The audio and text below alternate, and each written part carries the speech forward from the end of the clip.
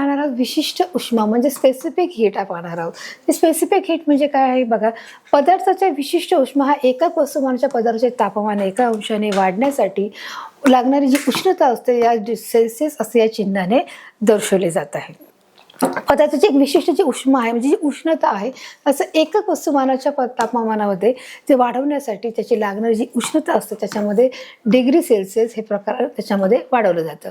आता त्याची SI मधील जे एकक आहे ते जे म्हणजेच kg डिग्री सेल्सिअस व CGS मधील एकक कॅलरीज ग्रॅम डिग्री 0 सेल्सिअस अशा प्रकारे त्याचं जे तापमान आहे ते त्याच्यामध्ये आपल्याला टाकलेलं आहे। आता विशिष्ट उष्मावर सेल्सिअस व वस्तुमान व एम असलेले वस्तूचे तापमान हे TI पासून TF पर्यंत वाढवण्याचे असल्यास त्यास Q ऊर्जा द्यावी लागते। कोणती ऊर्जा द्यावी लागते? Q। हे वस्तूचे वस्तुमान विशिष्ट उष्मा व तापमान वाढीवर अवलंबून असते। जे वस्तूचे वस्तुमान विशिष्ट उष्मा आहे त्याच्या तापमानाच्या वाढीवर अवलंबून आहे। म्हणजेच काय, Q बरोबर आहे गुणिले C गुणिले TF मायनस TI बरोबर किती आहे? 3 आहे। अशा प्रकारे जे तापमान आहे जे स्पेसिफिक जे हीट आहे त्याच्या संदर्भाची इथे माहिती दिलेली आहे। मग आता हे जे तापमान आहे वेगवेगळ्या पदार्थामध्ये कसं असणार आहे, वेगवेगळ्या पदार्थाचे विशिष्ट उष्मा आहे वेगवेगळं असतं। वेगवेगळ्या पदार्थाचं जे तापमान आहे वेगवेगळं असणार आहे। प्रत्येक पदार्थाचं तापमान वेगळं असणार आहे का? स्टील, लोखंड, समजा तांबा आहे, पितळ आहे, निकेल आहे, जस्त आहे, मग याची जर आपण भांडी बनवली तर त्याचं जे तापमान आहे प्रत्येकाचं तापमान 1 डिग्री सेल्सिअस इकडे 10 डिग्री सेल्सिअस प्रत्येक जे धातूला दिलं तर त्या प्रत्येक तापमान हे सारखं असणार आहे का? तर त्याच्यामध्ये फरक असणार आहे। जसं आता यांनी दिलेलं आहे की वेगवेगळ्या पदार्थाची विशिष्ट उष्मा हा वेगवेगळा असतो। म्हणजेच उदाहरणार्थ इथे बघा तुम्हाला इथे 4 उदाहरणं दिली आहेत। पदार्थ कोणता आहे? ॲल्युमिनियम आहे। पदार्थ कोणता? ॲल्युमिनियम। मग त्याचा विशिष्ट उष्मा किती आहे? कॅलरीज आणि ग्रॅममध्ये 0.21 आहे। जे लोखंड आहे त्याचं किती आहे? 0.11 आहे। अल्कोहोल आहे 0.58 आहे। बघा अशा प्रकारे जे वेगळं तापमान इथे आपल्याला दिसत आहे। आणि जे तांबे आहे त्याचं जे तापमान आहे ते किती आहे? तांब्याचं 0.09 आहे म्हणजे 0.09 आहे। पुन्हा जे दुसरं भांडे घेतलेले आहेत त्यांचे जे तापमान आपण पाहणार आहोत। पदार्थ इथे दिलेले आहेत, विशिष्ट उष्मा दिलेले कॅलरीज ग्रॅम डिग्री सेल्सिअस। सुवर्ण आहे ते 0.03 आहे, पारा आहे 0.03 आहे, हायड्रोजन आहे तो 3.42 आहे म्हणजे 3.42 आहे आणि पाणी जे आहे 1.0 आहे। तर अशा प्रकारचे वेगवेगळ्या पदार्थाचे विशिष्ट उष्माचे जे पदार्थ आहेत कोणकोणत्या कॅलरीजमध्ये कसे आहेत ते इथे दिलेले आहेत। आता बघा तुम्हाला इथे एक चित्र दिलेलं आहे की वस्तूतील उष्णता मोजण्यासाठी कॅलरी मापी हे उपकरण वापरले जाते की वस्तूमधील उष्णता आहे किती आहे हे मोजण्यासाठी कॅलरी मापीचा वापर केला जात आहे। बघा आता कॅलरी मापी म्हणजे कॅलोमीटर इथे दिलेला आहे। म्हणजे हा आपण चौथा प्रकार पाहत आहोत। पहिला आपण प्रकार पाहिला तापमापीचा, दुसरा पाहिला डिजिटल मापी, तिसरं पाहिजे किमान आणि कमाल तापमापी आणि जो चौथा आहे कॅलरी मापी। मग याचा जो उपयोग आहे याचा उपयोग कशासाठी आहे? वस्तूतील उष्णता मोजण्यासाठी कॅलरी मापीचं हे उपकरण केलं आहे। त्याचे उपकरण कशा प्रकारे आहे बघा, इथे तापमापी दिलेली आहे, ही ढवळण्याची जी कांडी आहे, बघा आतील भांडे आहे, हे भांडं दिसत आहे, हवेची जी पोकळी आहे, बाहेरील बाजूने उष्णताधारक कडे आहे। अशा प्रकारे उष्णताधारक कडे दिसत आहे। या उपकरणाद्वारे एखाद्या रासायनिक किंवा भौतिक प्रक्रियेमध्ये बाहेर पडणाऱ्या किंवा शोषित होणाऱ्या उष्णतेचे प्रमाण आपण मापन करू शकतो। बघा आता यांनी दिले की या उपकरणाच्या द्वारे, हे काय आहे? उपकरण आहे। या उपकरणाद्वारे आपण काय करतो? रासायनिक किंवा आणि भौतिक म्हणजे जे रसायनामधल्या ज्या गोष्टी आहेत त्या रासायनिक आणि भौतिक प्रक्रियेमध्ये बाहेर पडणाऱ्या किंवा शोषित होणाऱ्या, बाहेर पडणाऱ्या किंवा ज्या शोषित होणाऱ्या म्हणजे ऑब्झर्वमध्ये ऑब्झर्व करणाऱ्या उष्णतेचे मापन आपण करू शकतो की याच्यामध्ये आपण उष्णतेचं मापन करणार कोणकोणत्या गोष्टीचं रासायनिक किंवा भौतिक प्रक्रियेमध्ये बाहेर पडणाऱ्या किंवा शोषित होणाऱ्या उष्णतेचे मापन आपण या भांड्यामध्ये किंवा या उपकरणामध्ये सहजपणे करू शकतो। हे जे भांडं आहे त्याचे तुम्हाला चित्र दिलेलं आहे। बघा आता त्यांनी दिले एखाद्या थर्मोस फ्लास्कप्रमाणे आत व बाहेर अशी 2 Q0, QW व QC हे वस्तुमान तापमानातील बदल म्हणजे त्रिकोण T, डेल्टा T व पदार्थाच्या विशिष्ट उष्मा यावर हे अवलंबून असते। तशा बघा दिले आहे। कॅलरी मापीचा पदार्थाचा, पाण्याचा व गरम वस्तूच्या पदार्थाचा विशिष्ट उष्मा आहे। कोणाकोणाचा आहे? कॅलरी मापीचा जो पदार्थ आहे त्याचा, पाण्याचा व गरम वस्तूच्या पदार्थाचा विशिष्ट उष्मा काय आहे?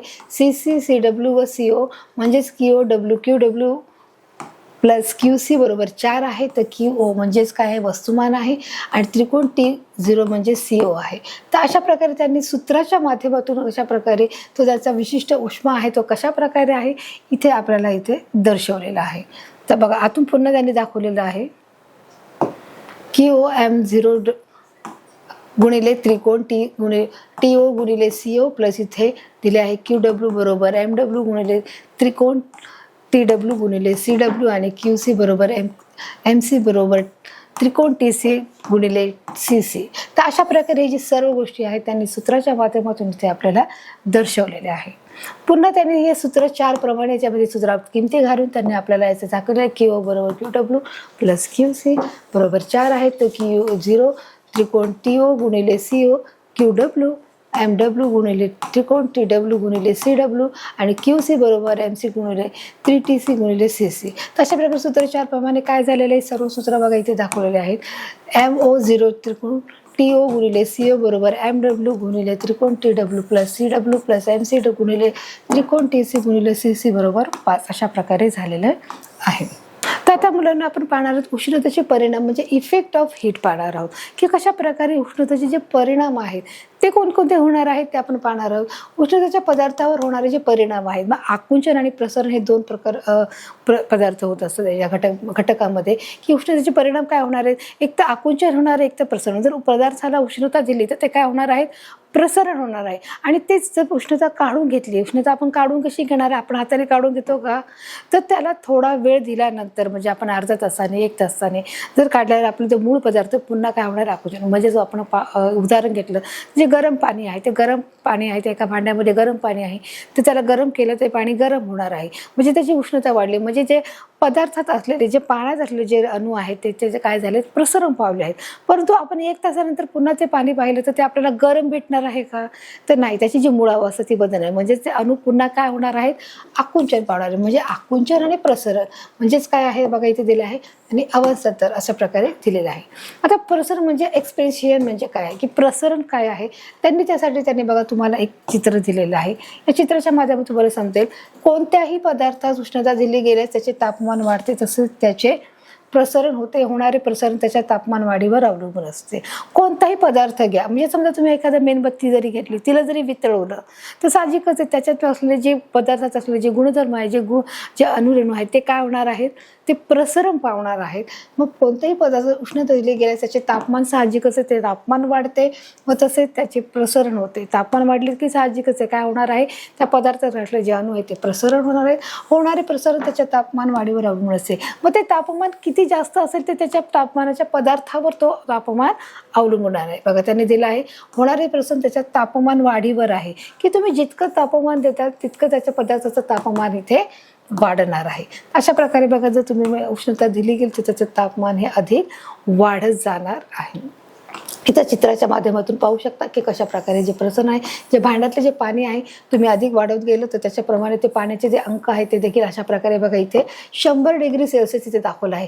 तुम्ही जास्त उष्णता दिली, तुम्ही अर्धा तास तुम्ही पाणी तापवलं, तुम्ही 1 तास पाणी तापवलं तर त्या पाण्याचा जो उत्क्रांक आहे किंवा त्या पाण्याचं जे तापमान आहे ते भरपूर वाढणार आहे. म्हणजेच ते बघा इथे तुम्हाला 100 डिग्री सेल्सिअस पर्यंत इथपर्यंत पाणी गेलेलं आहे. उष्णतेमुळे स्थायू द्रव वायू अशा सर्व पदार्थाचे प्रसरण होते. आणि उष्णतेमुळे काय होत आहे, स्थायू द्रव वायूच्या सर्व पदार्थाचे प्रसरण होत आहे. म्हणजे आपण पाहिलेलं आहे की स्थायू पदार्थ, द्रव पदार्थ, वायू पदार्थ यांचे काय होत आहे, प्रसरण होते. उष्णता दिल्यामुळे जो पदार्थ आहे मूळ पदार्थ बदलून तो दुसऱ्या पदार्थामध्ये तो कन्वर्ट होत आहे किंवा दुसऱ्या पदार्थामध्ये तो जात आहे. जर स्थायू पदार्थ आहे तर तो काय होत आहे, आपण बाहेर काढला बर्फ तर तो काय होत आहे, द्रव पदार्थ त्याच्यात रूपांतर होत आहे. पाण्याचे रूपांतर हे वायू रूपात होत आहे. म्हणजेच या पदार्थाच्या काय आहे अवस्था आहे. आता त्यांनी सांगितलं की स्थायूचे प्रसरण म्हणजे एक्सपेन्शियन्स ऑफ सॉलिड्स आहे. तर ते कोणत्या प्रकारचं आहे इथे त्यासाठी त्यांनी एक बघा प्रयोग दिलेला आहे. बघा स्थायूचे एकरेषीय प्रसरण म्हणजे तापमान वाढीमुळे तार किंवा सळीच्या रूपातील स्थायूची लांबीत होणारी वाढ आहे. जो सगळ्यात प्रथम जो गोळा होता इथे तुम्हाला 2 गोळे दिलेले आहेत. जे लोखंडाचे हा गोळा आहे, हा लोखंडाचा एक छोटा बॉल आहे. बघा इथे त्याला जो पूर्वी आहे तो त्या बॉलमधून सहज बघा इथे काय केलं आहे, थंड केलं आहे, तिचे आकुंचन होते. की तो पूर्वी काय केलं आहे की जो त्या गोळा हा तिचा टाकला जात होता पण इथे जात नाही आहे, परंतु त्या पाण्याने त्याला गरम केलं आणि मग थंड केलं आहे. तर तो त्याच्यातून काय आहे, तो आकुंचन झाला आहे. आणि आकुंचन झाल्यामुळे जो स्थायू पदार्थ आहे, हा लोखंडाचा गोळा आहे, याला आपण उष्णता दिली आणि त्याला गरम करून त्याला थंड केलं तर तो काय थंड केलं, तिचे आकुंचन होतं, म्हणजे तो गोळा पुन्हा जसा होता तसा होत आहे. स्नायूचे एकरेषीय प्रसारण म्हणजे तापमान वाढीमुळे तार किंवा सळई, तार असो किंवा जी सळई असो, जर तिला उष्णता दिली तर ती प्रसरण पावते, जर ती थंड केली तर पुन्हा दुपारी स्नायूच्या लांबीत ती वाढ होते. जर उष्णता दिल्यामुळे साहजिकच त्याच्या लांबीमध्ये काय होत आहे, वाढ होत आहे, स्नायूच्या लांबीत वाढ. जसं या गोळा आहे, त्या गोळ्याला जर उष्णता दिली तर साहजिकच आहे तो थोड्याफार प्रमाणामध्ये काय होणार आहे, प्रसरण पावणार आहे. आणि जर प्रसरण पावला तर त्या गोळा याच्यातून जाऊ शकतो का, नाही जाऊ शकत.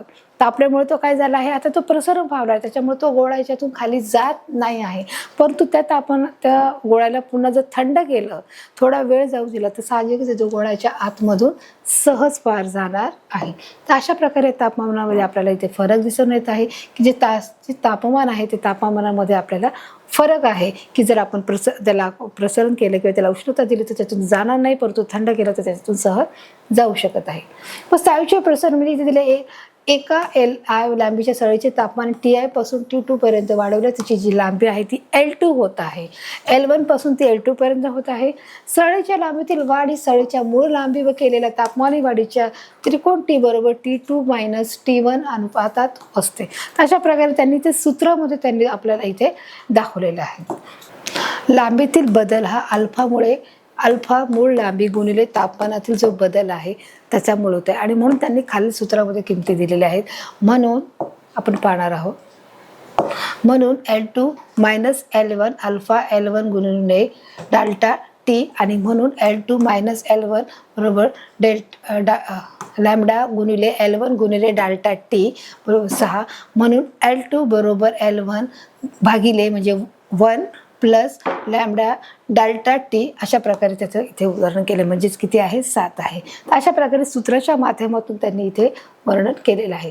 आता स्नायूचे जे प्रसरण आहे पुन्हा त्यांनी एक्सपेन्शन ऑफ सॉलिड इथे दिलं आहे की पुन्हा त्यांनी हा फरक सांगितलं की लांबीतील जो बदल आहे अल्फा मूळ लांबी गुणिले तापमानाचा जो बदल आहे, मग म्हणून L2, म्हणून इथे म्हणूनचं चिन्ह आहे L2 - L1 अल्फा L1 गुणिले डेल्टा T आहे. म्हणून L2 - L1 बरोबर लॅम्बडा गुणिले L1 गुणिले डेल्टा T, आणि म्हणून L2 बरोबर L1 भागाकार 1 प्लस लॅम्बडा डेल्टा T आहे. तर इथे लॅम्बडा हा स्थिरक असून त्याच पदार्थाचा एकरेषीय प्रसारांक असे म्हटले जात आहे. वेगवेगळ्या पदार्थाचे प्रसारांक हा वेगवेगळे असते. साहजिकच हर जो पदार्थ तो वेगळा आहे, त्यामुळे त्याचे प्रसारण हे वेगळे असणार आहे. दोन पदार्थाच्या समान लांबीच्या सगळ्याचे तापमान समान परिणामाने वाढवले असतात. ज्या पदार्थाचा प्रसारांक हा जास्त, तो पदार्थ जास्त प्रसरण पावेल व त्या पदार्थाच्या सळईची लांबी ही जास्त वाढणार आहे. तर अशा प्रकारे आपण इथे बघा पाहत आहोत की दोन पदार्थाचं समान लांबीच्या सळईचे तापमान समान परिणामाने वाढवले असतात. समान परिणामाने वाढवलं असं म्हणजे दोन्ही सळ्यांना जर सारख्याच प्रमाणामध्ये जर उष्णता दिली आहे तर 10 डिग्री सेल्सिअस म्हणा, 20 डिग्री सेल्सिअस म्हणा, मग दोन्ही ज्या सळ्या आहेत तर त्यांना समान प्रमाणामध्ये उष्णता दिल्यामुळे साहजिकच त्याचं जे लांबीचं प्रमाण आहे ते देखील कसं वाढणार आहे, समान परिणामाने वाढलं असतं. पदार्थाचा जो प्रसारांक आहे, जो प्रसरण पावण्याची स्थिती आहे ती प्रसारांक हा जास्त, पदार्थ जास्त प्रसरण पावलं त्या पदार्थाची सळई ही लांबी ही जास्त होणार. जर त्याच्यात कमी जास्त प्रमाणात दिलं तर त्या साहजिकच त्याची जी प्रसरण आहे ती क्षमता कमी जास्त प्रमाणामध्ये वाढणार आहे. म्हणजेच काय, लॅम्बडा बरोबर lambda is equal to L2 - L1 is भागिले L1 इज डेल्टा T आहे. तर अशा प्रकारे ते उत्तर दिलेलं 8 आहे. म्हणजेच प्रसारांक हा एक लांबीच्या सळईचं तापमान एककाने वाढवल्यास त्याची लांबीत होणारा बदल दर्शवतो.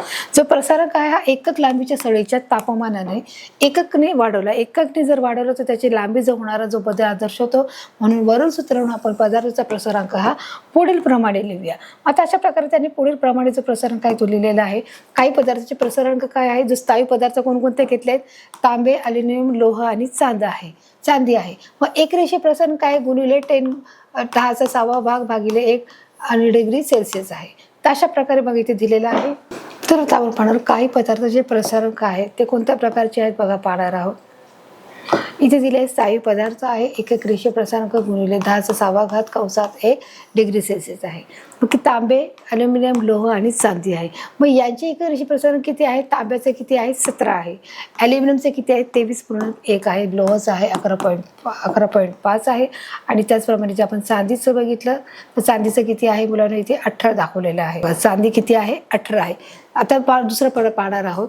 इथे आपण पाहिलं स्थायी पदार्थ पाहिले आपण सगळे. स्थायी पदार्थ कोणकोणते, तांबे, ॲल्युमिनियम, लोह आणि ही चांदी हे कसे आहेत, स्थायू पदार्थामध्ये आपण मोडले जातात. आता आपण पाहणार आहोत द्रव पदार्थामध्ये. बघा पाहणार आहोत द्रव पदार्थामध्ये काय आहे, अल्कोहोल आहे, पाणी आहे, पारा आहे, क्लोरिफायर. म्हणजे आपण पहिले स्थायू पदार्थामध्येच आपण त्याचा पदार्थ पाहिले आहेत, स्थायू पदार्थाचं जे प्रसारण पाहिलं. आता घनी प्रसारण पाहणार आहोत. अल्कोहोलमध्ये किती आहेत, 1.0, पाण्यामध्ये 0.2 आहे, पारा हा 0.2 आहे आणि जो क्लोरोफॉर्म आहे तो देखील 1.3 पर्यंत इथे आपल्याला आढळत आहे.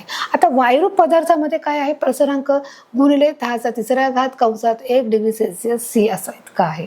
आता त्याचे जे प्रसरण वायू पदार्थाचे किती आहेत, पहिले तुम्हाला इथे दिसत आहे हायड्रोजन आहे ते 3.66 आहे, हेलियम आहे ते हेलियमचं 3.66 आहे, म्हणजे दोघांचे सेम आहे.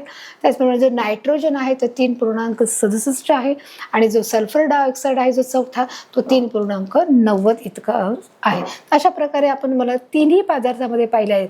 बघा इथे पाहिलं आपण स्थायूरूप पदार्थामध्ये एकरेषीय प्रसारांक पाहिला आहे, द्रव पदार्थामध्ये आपण घनीय प्रसारण पाहिलं आहे आणि त्याचप्रमाणे आपण वायू पदार्थामध्ये प्रसारण पाहिलेलं आहे आणि त्याचे जे पूर्णांक आहे किंवा त्याचे जे प्रसारक आहे ते कोणकोणते आहेत हे देखील आपण इथे स्पष्ट केलेलं आहे. चला आता आपण पाहणार आहोत स्थायूचे प्रतलीय प्रसरण म्हणजे काय आहे, म्हणजेच एरियल एक्सप्रेशन्स ऑफ सॉलिड्स आहे. तर आता बघा मुलांना पाहणार की स्थायूचे प्रतलीय प्रसरण म्हणजे काय आपण पाहणार आहोत. इथे दिलेलं आहे A2 बरोबर A1 कंसामध्ये किंवा ब्रॅकेटमध्ये A plus sigma delta T कंस पूर्ण, म्हणजे बघा ब्रॅकेट कंप्लीट. तर अशा प्रकारे त्यांनी ते दिलेलं आहे. इथे डेल्टा टी हा तापमानातील बदल असून A1 व A2 ही पदार्थाचे आरंभी व अंतिम क्षेत्रफळ आहे.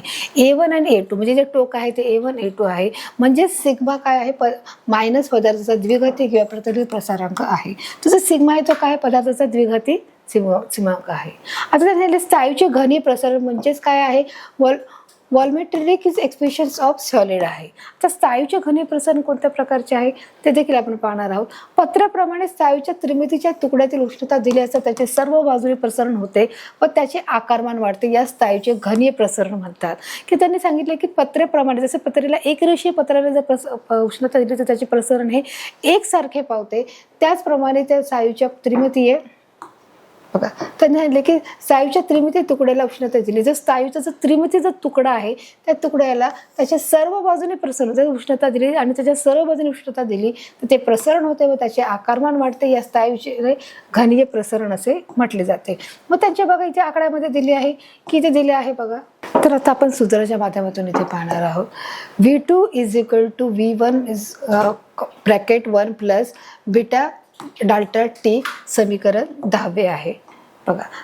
तर डेल्टा टी या तापमानातील बदल असून V2 व V1 स्थायूची अंतिम आरंभाची जी आकारमाने आहे व V बीटा हा पदार्थाचा घनीय प्रसारांक आहे. अशा प्रकारे त्यांनी सूत्रामध्ये देखील त्यांनी दिलेले ज्याचा घनीय पदार्थ. आता लिहिले द्रवाचे प्रसारण म्हणजे एक्सप्रेशन्स ऑफ लिक्विड दिलेले आहे. ते कोणत्या प्रकारचे आहे, द्रवाला ठराविक आकार नसतो पण त्यांना ठराविक आकारमान मात्र असतो. जसं आपण सुरुवातीला सांगितलं की द्रवाला ठराविक आकार नसतो पण तो आकारमान असतो, म्हणजे तो ज्या ठिकाणी जातो तो आकार व्यापून घेतो. म्हणून आपण द्रवाचं घनीय प्रसारांक जो आहे तो पुढील प्रमाणे आपण पाहणार आहोत. बघा आता तो कोणता आहे, V2 = V1 प्लस कंसात ब्रॅकेटमध्ये 1 प्लस बीटा डेल्टा टी समीकरण 11. इथे डेल्टा टी तापमानातील जो बदल असून V2 व V1 द्रवाची अंतिम आरंभाची आकारमाने व बीटा हा द्रवाचा प्रसारांक आहे. तर अशा प्रकारे मुलांना त्यांनी सूत्राच्या माध्यमातून त्यांनी ते पुढे सूत्रामध्ये दाखवले की त्याचा आकारमान घनरूप पदार्थात, द्रवरूप पदार्थात आणि वायुरूप पदार्थामध्ये कोणत्या प्रकारचा आहे हे देखील त्यांनी इथे दर्शवलेला आहे. उष्णतेचा पाण्यावर होणारा परिणाम हा इतर द्रवावर होणाऱ्या परिणामापेक्षा थोडा भिन्न असतो, त्याला पाण्याचे असंगत आचरण म्हणतात. आता बघा ते झाले की उष्णतेचा पाण्यावर जो काय होत आहे परिणाम होत आहे हा इतर द्रवावर होणाऱ्या परिणामापेक्षा थोडा विभिन्न असतो आणि म्हणून त्याला काय म्हटलं आहे, असंगत आचरण म्हटलेलं आहे. तर त्यामुळे ते इथे क्लिअर झालेलं आहे. आता त्याने सांगितलं की वायूचे प्रसरण म्हणजे एक्सप्रेशन्स ऑफ गॅसेस, जसं आपण घनरूप पदार्थात पाहिलं, द्रवरूप पदार्थ पाहिलं, आता आपण वायूचे प्रसरण पाहणार आहोत. आता इथे तुम्हाला चित्राच्या माध्यमातून दिलेलं आहे वायूतील परमाणूची गती. बघा इथे दिले वायूतील परमाणूची गती कोणती आहे, वायूला उष्णता दिल्यावर त्याचे प्रसरण होते. आता जो वायू आहे त्याला उष्णता दिली आहे म्हणजे त्याचं काय झालं आहे, साहजिकच प्रसारण होणार आहे. परंतु वायू एका ठराविक आकाराच्या बाटलीत बंदिस्त केलेला असल्यास, आता हा ठराविक एका बाटलीमध्ये तो बंदिस्त केलेला आहे ते तुम्हाला दिसत आहे. वायूतील परमाणूची जी गती आहे ती इथे तुम्हाला दिसत आहे आणि जो एक वायू आहे त्याला जर ठराविक आकारामध्ये बंदिस्त केलं आहे, एका बाटलीमध्ये त्याला ते बंदिस्त केलं, त्याला इथे खालून उष्णता देखील दिलेली आहे. वायू तरी त्याची प्रसर होते, परंतु वायू एका ठराविक, इथे ओपन आहे आणि इथे सील बंद आहे. बघा इथे जे ओपन म्हणजे बघा इथे काय केलेलं आहे, तर वायूची जी गती आहे की बाटली आहे त्या दोघांनाही सेम आकारामध्ये काय केलेलं आहे, तापमान देखील दिलेलं आहे. इथे तापमान सहाय्याने त्याचे आकारमान वाढू शकत नाही व त्याचा दाब वाढतो. त्याचा आकारमान वाढत नाही, परंतु त्याचा जो दाब वाढत आहे. कशामुळे? बंदिस्त बाटलीतील वायूचे जे तापमान वाढल्यावर त्याचे आकारमान वाढू शकत नाही. जी बंदिस्त बाटली आहे त्याचे वायूचे तापमान वाढल्यावर त्याचे आकारमान वाढत नाही, परंतु त्याचा दाब वाढतो. कारण ते आतल्यामध्ये ते वाढत आहेत ना, कारण ते काय केले आहेत, बंदिस्त केले आहेत. आणि ते बंदिस्त केल्यावर त्याचे तापमान जरी वाढवले तरी त्याचे आकारमान वाढणार नाही आहे व त्याचा दाब वाढणार आहे. परंतु इथे तसं नाही. बघा इथे तुम्हाला चित्र दिसत, याचा काय आहे, आकारमान वाढलेला इथे दिसत आहे. बरोबर आहे. आणि बघा इथे अशा प्रकारे या दोन गोष्टींमध्ये हा फरक दिसत आहे. दोघांना तापमान दिलेलं आहे, परंतु एकामध्ये जो आहे बंदिस्त आहे त्याचा तापमान वाढलं तरी त्याचा आकारमान हा बदलत नाहीये. त्यामुळे त्याची काय आहे, घनता वाढली जात आहे आणि त्याच्यामुळे त्याची घनता आहे ती ऑटोमॅटिक वाढत आहे.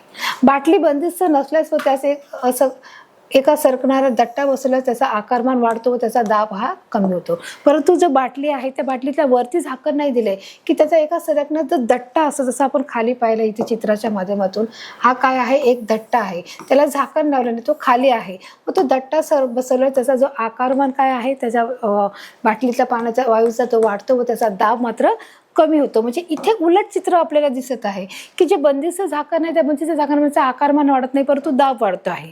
इथेच बाटलीला झाकण नाही, परंतु एक दट्टा बसवला आहे व परंतु तिथलं जे आकारमान वाढत आहे, परंतु तिथला दाब हा कमी जे आपल्याला इथे दिसून येत आहे. तर अशा प्रकारे दोन चित्रातले पुन्हा एकदा बघा फरक पाहतात. इकडे काय झालं आहे, आकारमान इथे वाढलेला आहे आणि दाब कमी आहे. इथे जो वातावरण आहे इथला जो दाब आहे तो वाढलेला आहे, परंतु आकारमान कमी आहे. अशा प्रकारे बघा हे चित्रामध्ये आपण स्पष्ट केलेलं आहे. त्यामुळे दाब स्थिर ठेवून वायूचे प्रसरण मोजले जाते. अशा प्रसारणाला स्थिर दाब प्रसारणांक म्हटले जातात. आणि त्यामुळे जर दाब आहे, जर स्थिर वायूचे प्रसरण आहे की अशामुळे दाब हा स्थिर ठेवून वायूचे काय केले जाते, वायू प्रसरण मोजले जाते, वायूचे प्रसरण मोजले जाते. अशा प्रसारणाला स्थिर दाब प्रसारणांक म्हणतात. तो खालील सूत्राने दिलेला आहे. मग तो कोणत्या सूत्रामध्ये मांडलेला आहे, त्या खालील प्रकारे सूत्र बघा इथे दिलेले आहे, आपण पाहत आहोत. बघा V2 is equal to V1 is कंसात 1 प्लस बी बीटा डाल्टा टी प्रकरण 10वे आहे. तर अशा प्रकारे बघा इथे आपल्याला जे प्रकरण आहे ते आपण 12 पर्यंत, आपण समीकरण 12 पर्यंत आपण पोहोचलेले आहोत. इथे डाल्टा टी हा तापमानातील बदल असून V2 व V1 ही वायूची समान दाबावरील अंतिम व आरंभाची आकारमाने आहेत व बी हा वायूचा स्थिर दाब प्रसारणांक इथे आपल्याला दिसून येत आहे. तर अशा प्रकारे स्थायीरूप पदार्थात, द्रवरूप पदार्थात आणि वायुरूप पदार्थाचे असलेले जे आपण पाहिले ते एक्सप्रेशन्स आहे, जे प्रसरण आहे ते कशा प्रकारामध्ये आहे. जे स्थायीरूप पदार्थामध्ये आपण पाहिलं जे सोनं आहे, चांदी आहे, त्याच्या माध्यमातून जे तांबे आहे, अल्युमिनियम, याच्यामध्ये कोणत्या प्रकारचे प्रसरण आहे. द्रवरूप पदार्थामध्ये आपण पाहिले आहे की त्यांच्यामध्ये कोणत्या प्रकारचे प्रसरण आहे आणि वायूच्या प्रसरणामध्ये देखील पाहिले की त्यांच्यामध्ये कशा प्रकारचे प्रसरण आहे. या सर्वांचा संबंध आपण सूत्राच्या माध्यमातून आणि आपण प्रयोगाच्या माध्यमातून देखील याचा आपण व्यवस्थितरित्या अभ्यास केलेला आहे. तर आता आपण मुलांना पाहणार की सारांशाच्या माध्यमातून आपण काय पाहिलं की या पाठात आपण उष्णतेचे विविध स्तोत्र, उष्णतेचे जे परिणाम आहेत याचा आपण अभ्यास केला की या पाठामध्ये असलेले जे उष्णतेचे स्तोत्र आहेत ते कोणकोणते आहेत व त्याचप्रमाणे त्याचे जे परिणाम आहेत त्याचा देखील आपण इथे अभ्यास केला आहे की कोणकोणत्या पदार्थावर कोणकोणत्या प्रकारचा परिणाम उष्णता दिल्यास कोणते परिणाम होतात हे देखील आपण पाहिलेलं आहे. मग आपले उष्णतेचे स्तोत्र आहे तुम्हाला माहीतच आहे, जे सूर्य आहे, जे पृथ्वी आहे, जे हवा आहे, जे विद्युत आहे, जे मूलद्रव्य आहेत, ही सर्व उष्णतेचे स्तोत्र आहेत. तर अशा प्रकारे मुलांना या पाठात येणारे हर एक जे घटक आहेत ते आपण या पाठामध्ये टॉपिक कव्हर केलेले आहेत आणि या पाठाच्या दरम्यान असलेले हर एक जो स्पष्टीकरण आहे आणि जे सूत्र आहे ते देखील तुम्हाला सांगितलेलं आहे की त्याचे सूत्रामध्ये असलेले जे नवीन नाव आहेत ते देखील मी तुम्हाला इथे सांगितलेले आहे. तर या पाठाच्या दरम्यान असलेले जे सराव आहे, खेळ परीक्षा आणि प्रश्नोत्तर हे कोणते आहेत त्या देखील प्रश्नाचं उत्तराचा आपण आता लगेचच अभ्यास करणार आहोत.